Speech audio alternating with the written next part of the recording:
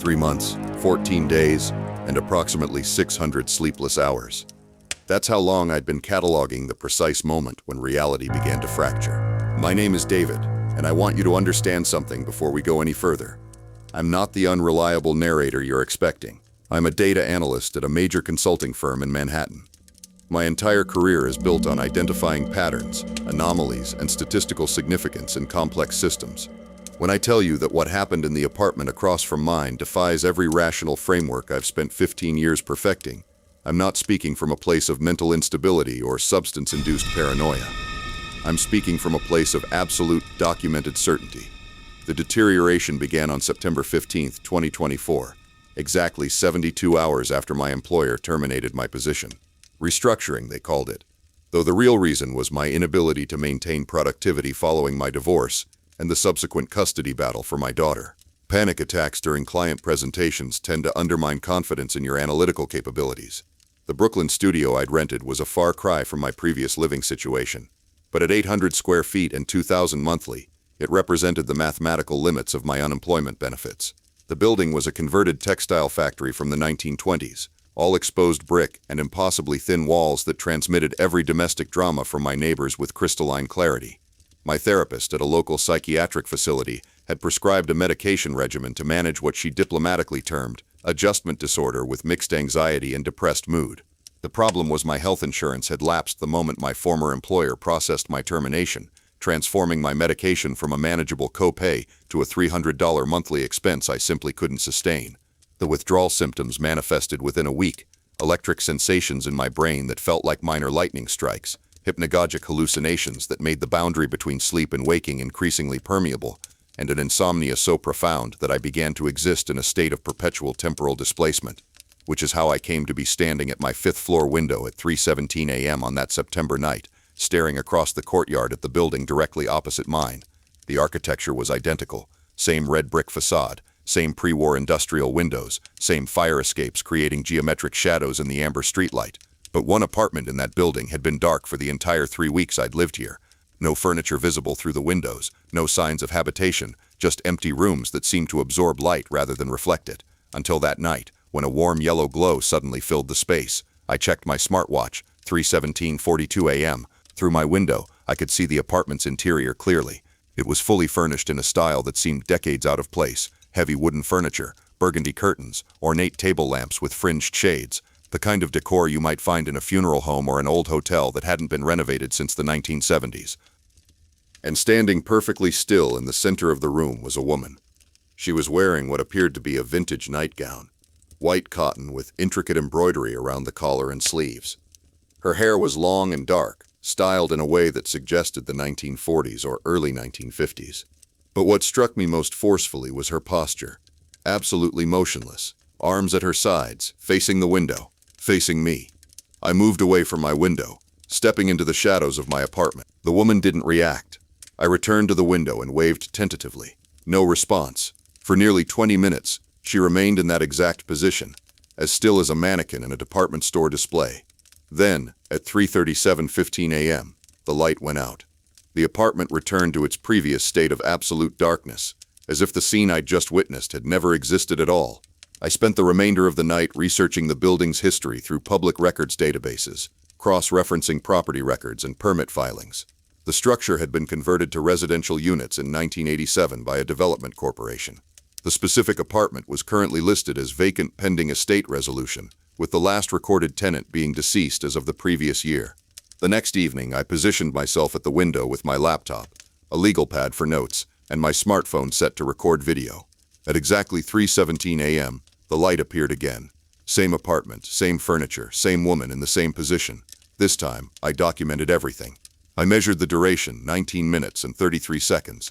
I noted that the woman never blinked, never shifted her weight, never exhibited any of the micro-movements that define living beings. The light itself was impossibly consistent, no flicker from electrical fluctuations, no shadows moving as clouds passed overhead. But most disturbing was what happened when I began to zoom in with my phone's camera. Through the digital magnification, I could see details that should have been impossible to discern from my distance. The embroidery on her nightgown formed patterns that seemed to shift and writhe when viewed through the screen. Her skin had a translucent quality, as if she were composed of expensive porcelain rather than human flesh. And her eyes, when I finally managed to focus on her face, were completely black, not dark brown or deep blue, but the absolute absence of color, like staring into deep water at night. For 7 consecutive evenings, the pattern repeated with mathematical precision, 3:17 a.m. to 3:36:48 a.m., never varying by more than 15 seconds. I compiled spreadsheets, created timeline charts, even calculated the probability of such temporal consistency occurring naturally. The statistical likelihood was approximately 1 in 4 billion. On the 8th night, something changed. Instead of standing motionless in the center of the room, the woman was positioned directly at the window, her face pressed against the glass. Her black eyes were fixed on my apartment with an intensity that made my skin crawl. But what truly sent ice through my veins was the realization that she was mouthing words. I grabbed my binoculars, a relic from my brief attempt at birdwatching during the early days of my marriage, and trained them on her face. Her lips moved in a slow, deliberate pattern, repeating the same phrase over and over again. It took me nearly 10 minutes to decipher the words. "Come home, David. Come home." She knew my name. The light went out at exactly 3:36:48 a.m., but sleep was no longer a possibility. I spent the remaining hours until dawn researching everything I could find about the building's history, particularly focusing on deaths, disappearances, or unusual incidents. What I discovered in the newspaper archives would have been laugh-out-loud ridiculous if I hadn't been witnessing the impossible every night for over a week. Between 1987 and 2023, 17 residents of that building had died under circumstances officially classified as suicide or accidental death. All were men between the ages of 32 and 45. All had recently experienced significant life changes, divorce, job loss, financial ruin, family death. All had lived alone. And according to the pattern I was beginning to recognize with my analyst's eye for data, I was exactly the demographic profile the building seemed to attract. The pattern deviation occurred on night number 12, and it changed everything I thought I understood about the nature of observation itself. I had established what I believed to be a comprehensive surveillance protocol. Motion-activated cameras positioned at multiple angles, time-lapse photography with military-grade precision timing, and a digital voice recorder to capture my real-time observations. My apartment had transformed into something resembling a private investigation bureau, complete with printed timeline charts taped to the walls and a growing collection of hard drives containing terabytes of evidence. But evidence of what, exactly? That question plagued me as I prepared for another night of documentation. At 3:17 a.m., the light appeared as usual. The woman I had begun thinking of her as the subject in my notes was positioned at her customary location in the center of the room. But something was different about the apartment itself. The furniture had been rearranged. The heavy wooden table that had previously occupied the space near the left window was now positioned directly in front of the subject, and upon it sat an object that made my blood pressure spike dangerously. A telephone. An old rotary model that belonged in a museum or a 1950s movie set. The subject was staring directly at this telephone with the same unblinking intensity she had previously directed toward my window. For exactly 11 minutes and 47 seconds, nothing happened. Then the telephone began to ring. Even from my position across the courtyard, I could hear it. The sound carried through the September night air with supernatural clarity. A sharp metallic trill that seemed to penetrate directly into my skull rather than simply reaching my ears through conventional acoustic means. The subject moved toward the telephone with the same mechanical precision that characterized all her movements. She lifted the receiver to her ear and appeared to listen for approximately 30 seconds. Then she rotated her entire body to face my window and held the receiver out toward me. My own telephone began to ring. The landline I hadn't used since moving into the apartment, whose number I had never given to another living soul, whose very existence I had forgotten until that moment. I stared at it for 4 rings before my analytical mind overcame my instinctive terror, and I answered. "Hello?" Static filled the line for several seconds, punctuated by what sounded like distant voices speaking in languages I couldn't identify. Then, with perfect clarity, I heard my own voice speaking words I had never said. "David, you need to come home now. She's been waiting for you. We've all been waiting for you." I hung up immediately and stepped away from the window, my hands shaking with an adrenaline surge that made coherent thought nearly impossible. When I looked back across the courtyard, the subject was holding the receiver toward my apartment, and I could see her mouth moving in what appeared to be the same rhythm as the voice I had just heard on my telephone. My voice, speaking words I didn't remember saying, in a tone that suggested intimate familiarity with whoever was on the other end of that impossible conversation. The light went out at 3:36:48 a.m., maintaining the precise temporal consistency that had characterized every previous incident. I didn't sleep. Instead, I spent the remaining hours until dawn reviewing every frame of video footage I had collected. searching for any detail I might have missed, any rational explanation for what was clearly becoming a systematic violation of physical reality. What I discovered in the footage was worse than anything I had observed in real time. In the background of every video, barely visible unless you knew exactly where to look, were other figures. Dozens of them standing in the shadows of the apartment, all facing toward my building. All of them men who fit the same demographic profile I had identified from the newspaper archives. And in the audio track, beneath the ambient city noise and my own recorded observations, were voices, whispered conversations, fragments of words, and most disturbing of all, my own voice having discussions I had never participated in.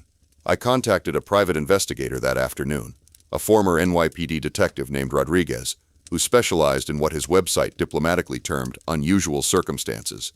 I offered him $5,000 from my rapidly depleting savings account to conduct background research on the building across from mine, focusing specifically on the 17 deaths I had identified. Rodriguez called me back within 6 hours with information that should have taken weeks to compile. "This is going to sound crazy," he said, "but every single one of those men had been living in your exact apartment before they died. Your unit has had 23 different tenants in the past 15 years. 17 of them are dead, 4 moved out of state within a month of signing their lease, and 2 simply disappeared without forwarding addresses. What about the building management? Who's been renting the place to people who keep dying?" That's where it gets interesting.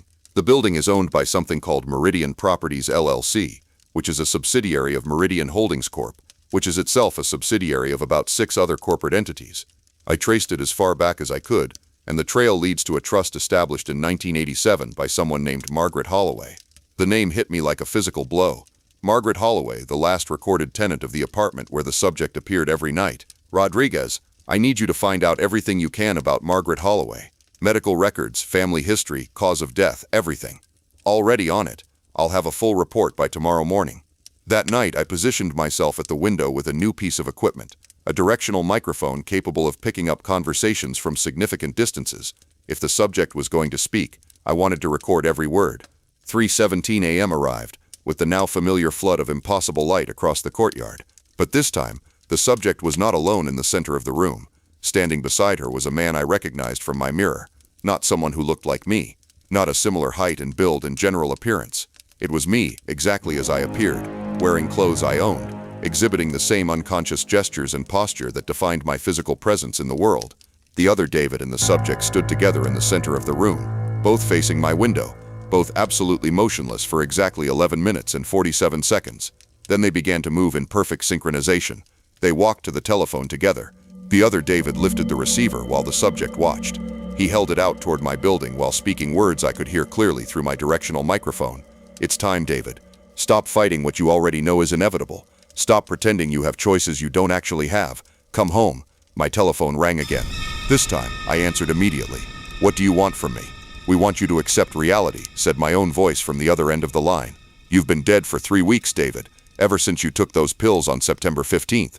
Everything since then has been your consciousness trying to process the transition. That's impossible. I'm standing here talking to you. I'm alive. Look at your reflection in the window, David. Really look." I turned toward the glass, expecting to see my familiar face illuminated by the ambient light from the city. Instead, I saw nothing. No reflection at all, as if I had become as incorporeal as a ghost in a children's story. "Look at your apartment, David. When's the last time you ate anything? When's the last time you showered, or changed your clothes, or left this room for any reason other than your obsession with watching us?" I tried to remember, but the days had blurred together into an unbroken sequence of vigilance and documentation. Had I eaten recently? I couldn't recall feeling hunger. Had I slept? I couldn't remember feeling tired. "The pills you took," continued my voice from the telephone. "You calculated the exact dosage needed, didn't you? You researched the pharmacology, determined the optimal combination and timing. You approached your own death with the same analytical precision you brought to everything else in your life. I remembered purchasing the medication from an online pharmacy that didn't require prescriptions. I remembered calculating molecular weights and absorption rates. I remembered writing a letter to my daughter that I never intended to send. But I also remembered waking up the next morning, remembered the weeks of observation and documentation that had followed. Time works differently when you're caught between states," said the voice. "Your consciousness has been replaying the same patterns over and over again, trying to make sense of what happened. But eventually, everyone has to come home." The light went out at 3:36:48 a.m., but this time it didn't matter, because I was finally beginning to understand the true nature of the pattern I had been documenting. The final revelation came not through supernatural manifestation, or otherworldly communication, but through the most mundane of human experiences, the discovery of documentation I had forgotten I possessed. Hidden beneath months of surveillance equipment and analytical charts, I found the letter I had written to my daughter on September 15, 2024. The letter I remembered composing but not sending. The letter that should have remained safely filed away in my computer's draft folder, never to see physical form. Except here it was, printed on my personal letterhead, sealed in an envelope addressed to Emma Chen, at her mother's address in Park Slope. The postmark was dated September 16, 2024, one day after I remembered writing it, one day before I supposedly decided against sending it. With hands that felt increasingly disconnected from my conscious control, I opened the envelope and read my own words. My dearest Emma, by the time you read this, I will have made a decision that I hope you'll understand when you're older. The failure of my marriage to your mother, the loss of my career, and the gradual erosion of everything I believed defined my worth as a human being have created a situation I can no longer navigate successfully. I want you to know that none of this is your fault, and that my love for you remains the only certainty in a world that has become incomprehensible to me. I have calculated the precise methodology required to ensure minimal suffering, and I have arranged for my affairs to be settled in a manner that will provide for your future education and financial security. The apartment across the courtyard has been calling to me for weeks now.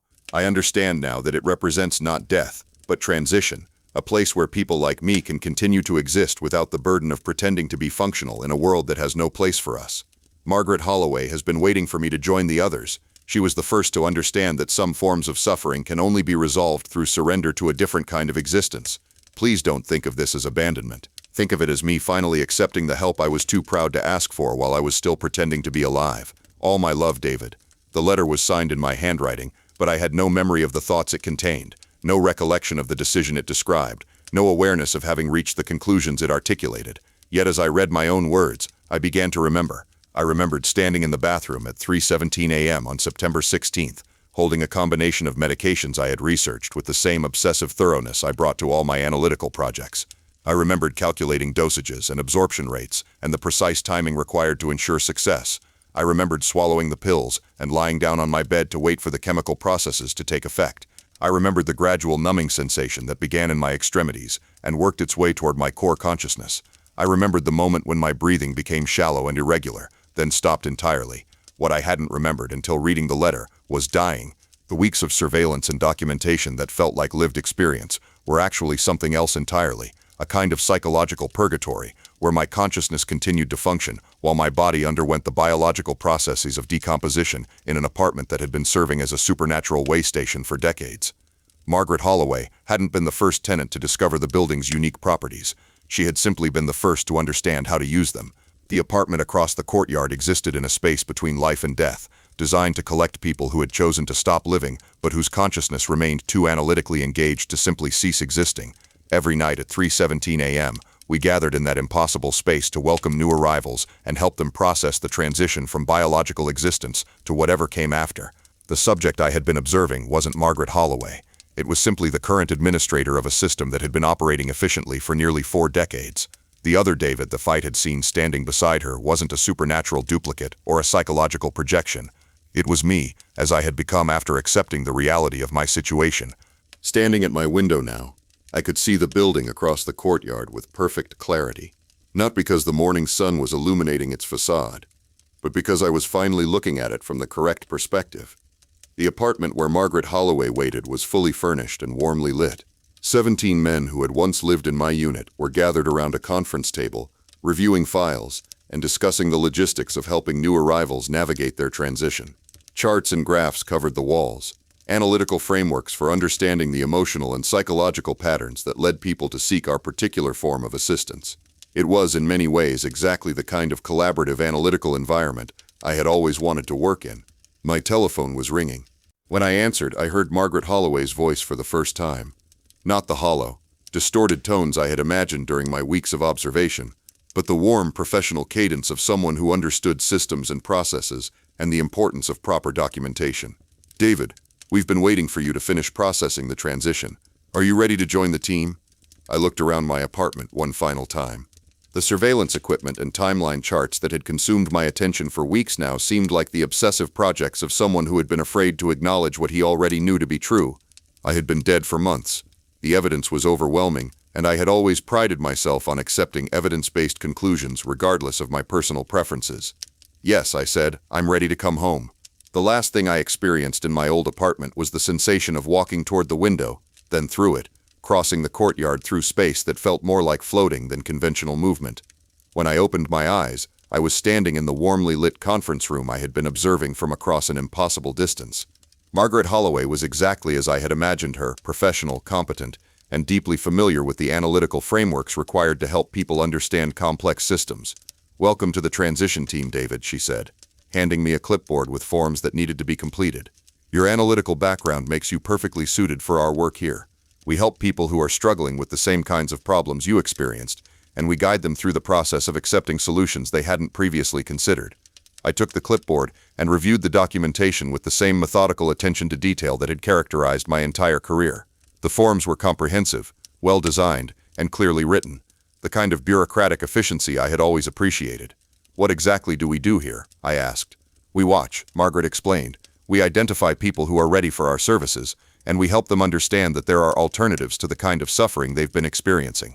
People like you, David, analytical minds who approach problems systematically, and who can be guided toward logical conclusions once they have access to sufficient data." She gestured toward the window, where I could see another building, another apartment, another man standing at his window in the early morning hours, staring across at us with the same obsessive intensity I had exhibited for weeks. "That's Thomas," Margaret said. "He's been observing us for about a month now, lost his job, going through a divorce, struggling with medication management issues, very similar profile to yours." I looked at Thomas, mid-30s, wearing the same expression of analytical fascination and growing dread that I recognized from my own recent experience. "What's our approach with him?" "The same systematic methodology we use with everyone," Margaret replied.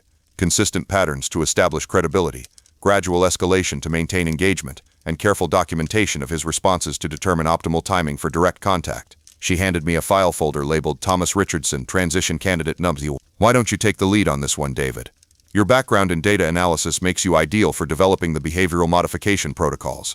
I opened the file and began reviewing Thomas's psychological profile, his financial situation, his medical history, and the timeline of life events that had led him to his current state of vulnerability.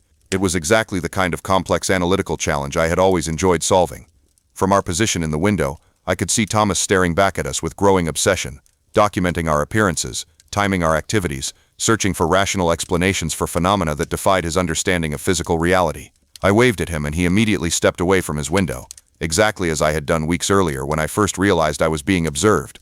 The pattern was beginning again, and I was no longer the subject being studied. I was part of the team conducting the research, and I was very, very good at my job.